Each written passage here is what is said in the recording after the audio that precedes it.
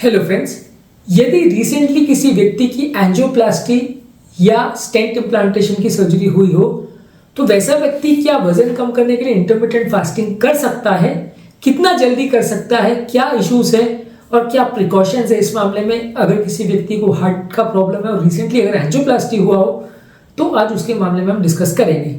Topic पर जाने से पहले जो लोग हमारे चैनल पर नए हैं उन्हें रिक्वेस्ट करूंगा कि चैनल को सब्सक्राइब करें, वीडियोस को लाइक करें, फॉलो करें, कमेंट करें, शेयर करें। यूजली अगर किसी व्यक्ति का रिसेंटली एंजियोप्लास्टी हुआ हो तो अक्सर हॉस्पिटल में डॉक्टर्स पेशेंट को टोकते हैं, यार वजन कम करो, आपका वजन ज़्यादा है, यदि दोबारा प्रॉब्लम नहीं चाहिए तो वजन कम करो। और वजन कम करने की सबसे अच्छी फास्टिंग स्ट्रैटेजी है इंटरमिटेंट फास्टिंग, क्योंकि सबसे ज़्यादा सक्सेस रेशियो इसमें मिलता है और लॉन्ग टर्म रिजल्ट सबसे ज़्यादा अच्छे इसमें मिलते हैं। पर अक्सर लोग पूछते हैं कि साहब अभी रिसेंटली एंजियोप्लास्टी हुआ है, कर सकते हैं क्या, कितना जल्दी करें, क्या अभी करना सेफ होगा या नहीं। देखिए, अगर रिसेंटली एंजियोप्लास्टी हुआ है तो उसमें तो आपको ज़्यादा फर्क नहीं पड़ेगा और may be after first 5-10 days भी आप इंटरमिटेंट फास्टिंग चालू कर सकते हैं। राइट फ्रॉम डे वन नहीं करना चाहिए, क्योंकि थोड़ा मेंटल स्ट्रेस उसमें इनिशियली पहले 10-15 दिन बढ़ता है, जो कि आपके लिए थोड़ा सा स्ट्रेस प्रॉब्लम करेगा और स्टेंट में क्लॉटिंग वगैरह होने का भी थोड़ा चांस बढ़ सकता है। तो इसलिए कोशिश करिए कि एटलीस्ट 10-15 दिन रुक जाए फिर चालू करें तो चलेगा। पर हाँ, अगर रिसेंट हार्ट अटैक के बाद अगर आपको एंजियोप्लास्टी हुई है तो वैसे केस में आपको ज़्यादा सावधानी रखनी पड़ेगी, क्योंकि वैसे केस में आपका हार्ट कंपैरेटिवली थोड़ा सा वीक होगा। तो वैसे केस में हार्ट का अगर बड़ा अटैक आया और हार्ट का पंपिंग थोड़ा वीक है, हार्ट बहुत ज़्यादा सेंसिटिव है, तो वैसे केस में कोई गाइडलाइंस ऐसा नहीं करती है। पर मेरा यूजली रिकमेंडेशन ये है कि 1-1.5 महीने के बाद जब एक बार स्टेंट सेट हो जाए, हार्ट का ओवरऑल पंपिंग थोड़ा ठीक हो जाए, दवाइयों का ठीक ठाक रिस्पॉन्स आना चालू हो जाए, स्ट्रेस हार्मोन्स थोड़े कम हो जाए, तो उसके बाद आप फास्टिंग स्ट्रैटेजी करिए तो ज़्यादा अच्छा है। यूजली हार्ट अटैक के बाद हार्ट को हील होने में 6 हफ्ते का टाइम लगता है, 1.5 महीने का टाइम लगता है। तो इसके बाद यदि आप फास्टिंग चालू करें तो ज़्यादा अच्छा है।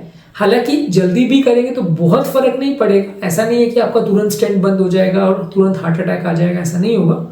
पर कंपेरेटिवली सेफ जोन में आप रहोगे यदि आप पहले 1-1.5 महीना थोड़ा रुक जाते हो तो ज़्यादा अच्छा है। इस दौरान भी आप थोड़ा लाइट डाइटिंग कर सकते हो, थोड़ा लाइट एक्सरसाइज वगैरह सब कर सकते हो, पर अग्रेसिव डाइटिंग या अग्रेसिव फास्टिंग आपको करना अगर है तो पहले 1-1.5 महीना रुक जाए तो ज़्यादा अच्छा है।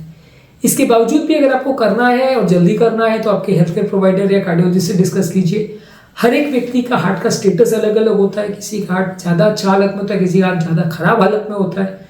तो वैसे केसेस में अगर आपका हार्ट ज़्यादा खराब है तो डॉक्टर के साथ डिस्कस कर लीजिए कि आपके लिए सूटेबल है कि नहीं, आपका वजन कितना ज़्यादा है, आपको कितना अग्रेसिव जाने की ज़रूरत है, कौन सी फास्टिंग स्ट्रैटेजी ठीक रहेगी, ये डिस्कस करके फिर मैनेज करें तो ज़्यादा अच्छा है। उसमें अपने आप से खुद से डिसीजन एटलीस्ट पहले 1-आध महीना में लेना थोड़ा सेफ नहीं होगा।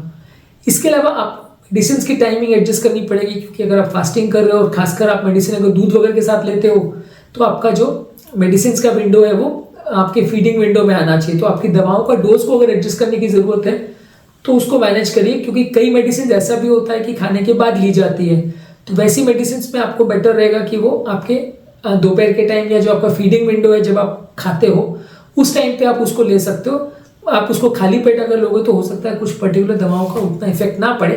हालांकि ज़्यादातर हार्ट मेडिसिन पे उतना ज़्यादा फर्क नहीं पड़ता कि आप उसको खाली पेट लें या भरा पेट लें, पर कुछ मेडिसिन है जैसे एस्प्रिन है, कुछ ब्लड थिनर्स का भी इफेक्ट थोड़ा सा खाने के बाद लेने से बेटर रहता है। एस्प्रिन से एसिडिटी होती है जो कि खाने के बाद लेने से थोड़ा कम होती है। तो इस तरह के डिसीजन में आप कोशिश करिए कि अगर खाने के बाद उसको ले सके और उसकी टाइमिंग को चेंज करवा सके, एडजस्ट कर सके तो ज़्यादा अच्छा है। इसके अलावा आपको अगर फास्टिंग करनी भी है तो थोड़ा धीरे धीरे करिए। उसमें ऐसा नहीं है कि राइट फ्रॉम डे वन आप 16 घंटे, 18 घंटे, 20 घंटे चालू कर दिए, उससे कई बार हार्ट ओवरलोडेड हो सकता है, स्ट्रेस ज़्यादा पड़ सकता है।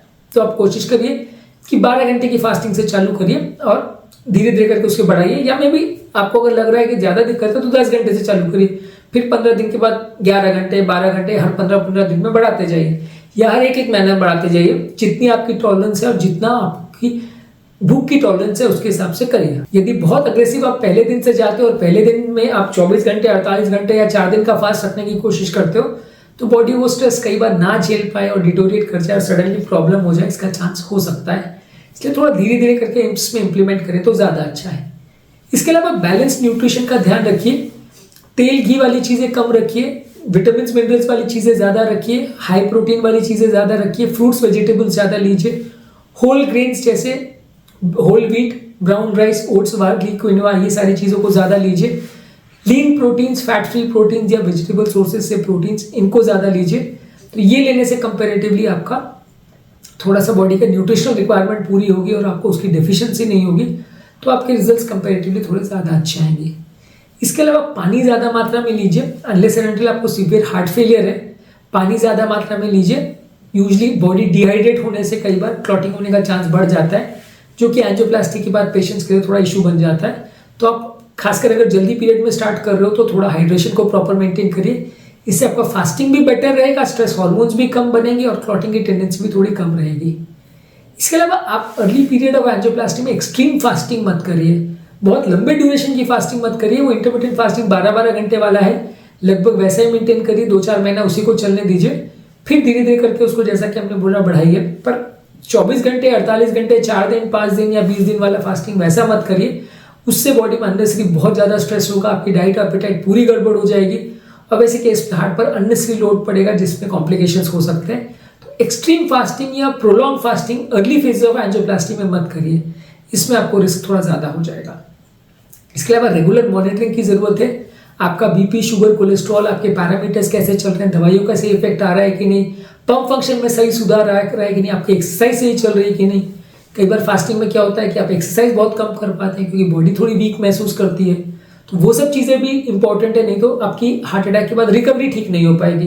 तो यदि सिर्फ वेट लॉस पर आप फोकस करोगे तो बाकी चीज़ें छूट जाएंगी, तो उस पर भी फोकस करिए, प्रॉपर एक्सरसाइज करिए और फास्टिंग को थोड़ा सा ले करिए तो ज़्यादा अच्छा है। क्योंकि कई बार आप मॉनिटरिंग नहीं करते हो या चीज़ों को बहुत जल्दी करने की कोशिश करते हो, तो उसमें आपकी बाकी चीज़ें कॉम्प्रोमाइज़ हो जाती हैं, ओवरऑल हेल्थ भी कॉम्प्रोमाइज़ हो जाती है। तो इसलिए थोड़ा 1-2 महीने की बात करें तो ज़्यादा अच्छा है और रेगुलर मॉनिटरिंग में रखें तो ज़्यादा अच्छा है। इसके अलावा एक इंडिविजुअलाइज अप्रोच होना ज़रूरी है। आप किस तरह का हार्ट फंक्शन है, कैसी आपकी रिक्वायरमेंट्स है, कितना वजन कम करना है, क्या टारगेट्स रखने हैं, कितना अग्रेसिव फास्टिंग करना है, कौन से न्यूट्रिशन को लेना है, कौन से टाइप का फास्टिंग करना है, तो ये सारी चीज़ें आप इंडिविजुअलाइज करें, अपने डॉक्टर से डिस्कस करके, डाइटिशियन से डिस्कस करके तो ज़्यादा अच्छा है। रैंडमली अपने हिसाब से आपके दोस्त ने क्या बोला, आपके रिलेटिव ने क्या बोला, उसको सुन के आप फास्टिंग करोगे तो दिक्कत होगी। यदि ये डिसीजन आपके लिए प्रॉपरली कोई कार्डियोलॉजिस्ट या कोई फिजिशियन है जो इस मामले में एक्सपीरियंस्ड हो, कोई अच्छा डाइटिशियन अगर ले, तो ज़्यादा चांसेस है कि आपको अच्छे रिजल्ट्स मिलेंगे। इसके अलावा यदि आपकी बॉडी को ये सिग्नल्स आ रहे हैं, जैसे पेन हो रहा है, धड़कन बढ़ रही है, घबराहट, पसीना हो रहा है, बेचैनी हो रही है, कोई कार्डियक सिम्टम्स अगर खड़े हो रहे हैं, तो उसमें आप प्रॉपरली अपनी बॉडी की सुनिए और उसके लिए प्रॉपरली रिस्पॉन्ड करिए। यदि आपको बॉडी के सिग्नल्स मिल रहे हैं कि कुछ गड़बड़ हो रही है लेकिन आप उसे इग्नोर करते हैं, तो कंडीशन बिगड़ने का थोड़ा चांस हो सकता है और आपको प्रॉब्लम ज़्यादा हो सकती है। तो बॉडी के जो भी सॉफ्ट सिग्नल्स आपको मिल रहे हैं कि कुछ प्रॉब्लम हो रही है, उसको प्रॉपर ध्यान दीजिए और अगर ज़रूरत पड़े तो फास्ट तोड़ भी दीजिए, क्योंकि उस समय आपकी प्रायोरिटी आपका फास्टिंग नहीं है, उस समय आपकी प्रायोरिटी आपका ओवरऑल हेल्थ है। फास्टिंग और वेट रिडक्शन तो धीरे धीरे करके होगा, लंबे समय में भी होगा तो चलेगा। हड़बड़ाहट में उसको करने में और जल्दी वेट लॉस करने में ऐसा नहीं हो कि आपकी ओवरऑल हेल्थ बिगड़ जाए। इसके अलावा रेगुलर फॉलोअप विजिट करिए आपके कार्डियोलॉजिस्ट के साथ, आपके फिजिशियन के साथ या आपके डाइटिशियन के साथ। ये आपको प्रॉपरली गाइड करेंगे कि अपनी मेडिसिन को और अपने हेल्थ को कैसे मैनेज और मेंटेन करना है। ये सारा प्लान आपको एडजस्ट करके देंगे। यदि आप रेगुलर फॉलोअप विजिट्स नहीं करते हैं तो फिर काफ़ी चांस है कि आपकी हेल्थ बिगड़ सकती है और आपको लॉन्ग टर्म प्रॉब्लम्स आ सकती है। तो आपके रेगुलर फॉलोअप विजिट्स करने से आपको लॉन्ग टर्म ज़्यादा फायदा मिलेगा। इस समय जब आप खासकर कोई एग्रेसिव डिसीजन ले रहे हैं फास्टिंग वगैरह का, यदि आप 6-6 महीने 8-8 महीने डॉक्टर के पास नहीं जाते हैं, तो फिर दवाइयों को कैसे एडजस्ट करना है, चीज़ों को कैसे मैनेज करना है, प्रॉब्लम्स और कॉम्प्लिकेशन हो रही है तो उसे कैसे मैनेज करना है, वो सारी चीज़ों में फिर गड़बड़ होगी। तो आप कोशिश करिए कि उस दौरान एटलीस्ट हर महीने 2-2 महीने में अपने डॉक्टर को मिलते रहिए। तो आज के टॉपिक में हमने बात करी कि यदि किसी व्यक्ति का रिसेंटली अगर एंजियोप्लास्टी हुआ हो तो कौन कौन से प्रिकॉशंस उसको रखने चाहिए, क्या क्या चीज़ों का विशेष ध्यान रखना चाहिए और कितना जल्दी वो एंजियोप्लास्टी के बाद अपना डाइटिंग चालू कर सकता है, इंटरमिटेंट फास्टिंग कर सकता है, क्या स्पेसिफिक इश्यूज का उसे ध्यान रखने की जरूरत है, इन सब चीज़ों पर बात करी। उम्मीद करूँगा कि आज के टॉपिक में कुछ नई बातें जानने को मिली होगी। जो लोग हमारे चैनल पर नए हैं उन्हें रिक्वेस्ट करूँगा कि चैनल को सब्सक्राइब करें, वीडियोज़ को लाइक करें, फॉलो करें, कमेंट करें, शेयर करें और पूरा देखें।